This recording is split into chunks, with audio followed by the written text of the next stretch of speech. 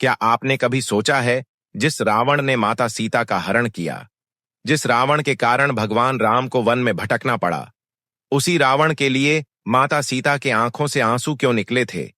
यह केवल करुणा थी या कोई ऐसा रहस्य था जो आज तक सामने नहीं आया? यह रहस्य रावण की मृत्यु के बाद ही सामने आया। यह एक ऐसा संवाद है जो रावण और माता सीता के बीच अंतिम बार हुआ था। उसने सबको चौंका दिया था। दोस्तों, यह कथा को अधूरी छोड़ना मन की शांति को भंग कर सकता है, क्योंकि यह कथा युद्ध की नहीं, आत्मा की है। तो यह कथा पूरी अवश्य देखें। आप देख रहे हैं हिस्ट्री लाइब्रेरी। अगर आप भगवान राम के सच्चे भक्त हैं तो कमेंट बॉक्स में जय श्री राम जरूर लिखें। युद्ध की वो शाम जब रावण मारा जा चुका था, श्री राम की सेना विजय के पताके लहरा रही थी। चारों ओर जयकार के नारे थे, पर एक कोना अभी भी मौन था, जहां केवल हवा थी। और शांत गहरी दृष्टि वहीं खड़ी थी। माता सीता अशोक वाटिका से मुक्त होकर जब वह युद्ध भूमि में आई तो उनका चेहरा शांत था, पर उनकी आंखें कुछ और कह रही थीं। रावण का निश्चल शरीर धरती पर पड़ा हुआ था, और तभी माता सीता की आंखों से आंसू बहने लगे। वह सीता जो रावण की कैद में थी, जो अपमानित हुई थी, वह आज रावण के लिए रो रही थी। हनुमान, सुग्रीव, लक्ष्मण सभी स्तंभ थे। भगवान श्री राम भी चुप थे, लेकिन वह जान गए थे कि यह करुणा साधारण नहीं हो सकती है।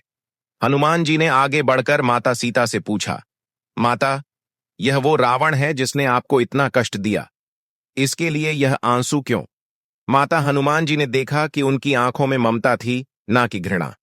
माता सीता बोली, हनुमान, तुम एक योद्धा हो, पर मैं एक माता हूं। मैं केवल उस रावण को नहीं देख रही जिसने मुझे छला है। मैं उसे देख रही हूं, उस आत्मा को जो एक समय शिव भक्त था, जो भगवान ब्रह्मा से अमृता का वरदान प्राप्त कर सकता था, जो ऋषियों से बड़ा ज्ञानी था, लेकिन हार गया अपने ही अहंकार से। और फिर माता सीता ने उन्हें वह कहानी सुनाई जो आज तक किसी को पता नहीं थी। एक रात जब युद्ध का निर्णय हो चुका था, तब रावण माता सीता के पास आया।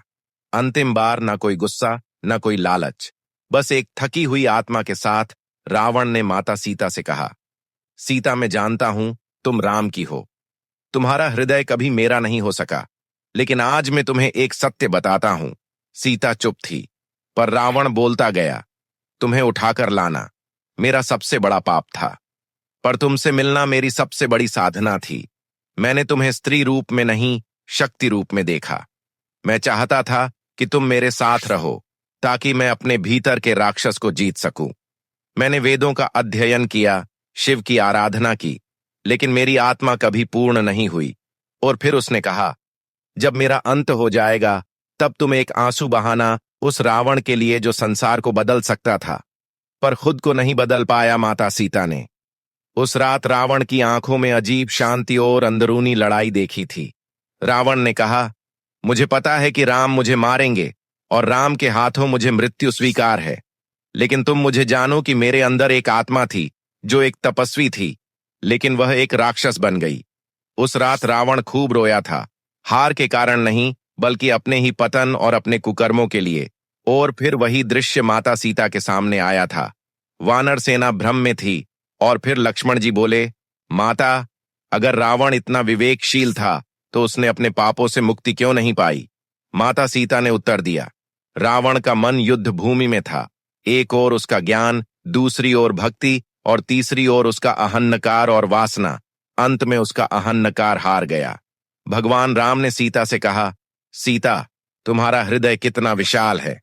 तुमने जिस करुणा से शत्रु को देखा, वह इस कथा की सबसे बड़ी शिक्षा है। हनुमान जी ने फिर विनती की, माता, क्या रावण ने कुछ और भी कहा था?